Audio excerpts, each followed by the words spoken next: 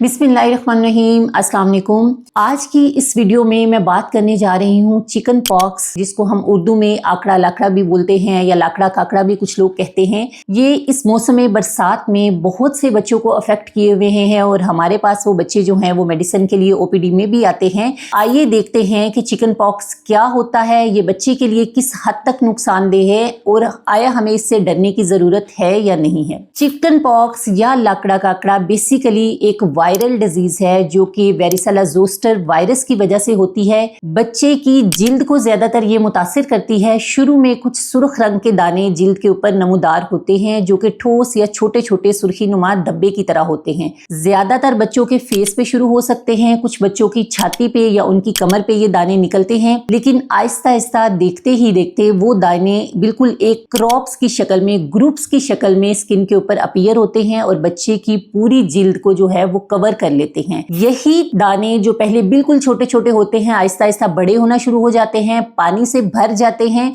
और अल्टीमेटली उनके ऊपर एक स्कैब या उनके ऊपर एक कवरिंग सी आती है, जिसके बाद वो डिसॉल्व होना स्टार्ट हो जाते हैं। इस दौरान बच्चे को बुखार भी हो सकता है। उन दानों की वजह से बच्चे को तकलीफ भी होती है और ये दाने खारिश वाले भी होते हैं कि बच्चा जो है वो उनको खारिश करने की या उनको खराब करने की कोशिश भी करता है। जानना ये जरूरी है कि ये किन बच्चों को मुतासिर करते हैं। वैसे तो किसी भी उम्र के बच्चे या किसी भी उम्र के लोग इससे मुतासिर हो सकते हैं, लेकिन चूंकि बच्चों में ये कॉमन है और वो एज ग्रुप जिसमें ये खतरनाक है वो हैं 1 साल से छोटे बच्चे, एडल्टहुड के लोग जो कि टीन एज में आते हैं, या हमारे बूढ़े लोग और स्पेशली प्रेग्नेंट या हामला खवातीन। अगर ये लोग चिकन पॉक्स से एक्सपोज हो जाएं तो इन लोगों को इमीडिएट स्टेप ये होता है कि इनको वैक्सीनेशन करवा लेनी चाहिए, क्योंकि इन लोगों में जब आकड़ा लाकड़ा या चिकन पॉक्स निकलता है तो वो बहुत बुरे तरीके से मुतासिर करता है। इस चिकन पॉक्स की एक चीज ये भी होती है कि ये सिर्फ जिल्द को नहीं, ये म्यूकस मेम्ब्रेन को भी अफेक्ट करता है।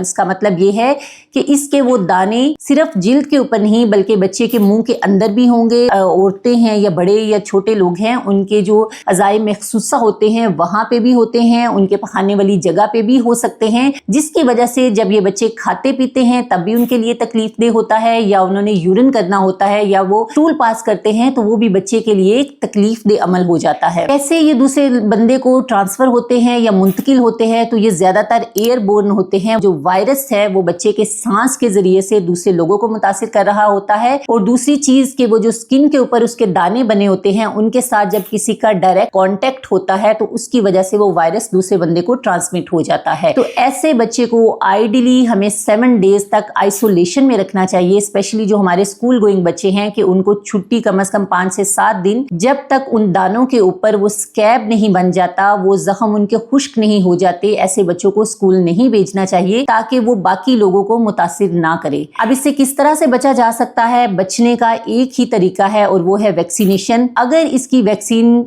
रिकमेंडेड है कि हर बच्चे को 1 साल के बाद 1 से 1.5 साल की उम्र में इसकी वैक्सीन की 2 डोजेज लगाई जाती हैं, एक से 1.5 साल में और दूसरी डोज इसकी 4 से 6 साल की उम्र में लगाई जाती है। बड़े और डेवलप कंट्रीज के अंदर तो ये EPI या जो वैक्सीनेशन का स्केड्यूल होता है उसके अंदर मौजूद होती है, लेकिन पाकिस्तान जैसे डेवलपिंग कंट्रीज के अंदर ये EPI के अंदर नहीं लगाई जाती। अगर आपने अपने बच्चे को चिकन पॉक्स से वैक्सीनेट करवाना है तो आपको प्राइवेटली परचेज करके अपने बच्चे को लगानी पड़ेगी। सेकंड, जो लोग प्रेग्नेंट हैं और अगर उनका एक्सपोजर हो जाता है तो उनको जरूर ये लगवानी चाहिए, क्योंकि वो जो उनका डेवलपिंग फिटस होता है ये उसके लिए इंतहाई खतरनाक है। वो बच्चा लाइफ लॉन्ग डिसेबिलिटी का शिकार भी हो सकता है, उस मदर का अबॉर्शन भी हो सकता है जिससे उस बच्चे की कीमती जान को खतरा होता है। जो हमारे एडल्टहुड के लोग होते हैं उनके अंदर ये सारी जो मैनिफेस्टेशन है चिकन पॉक्स की वो बहुत ही तकलीफ दे अमल होता है। प्लस ये चिकन पॉक्स के अगर बच्चे खारिश करते हैं तो उसके निशान सारी जिंदगी के लिए रह जाते हैं, जो कि बच्चे के फेस के ऊपर या बड़ों के फेस के ऊपर कुछ बदनुमा से लगते हैं। तो उसका आइडियल इससे बचने का एक ही तरीका है कि हम उसकी वैक्सीनेशन जो है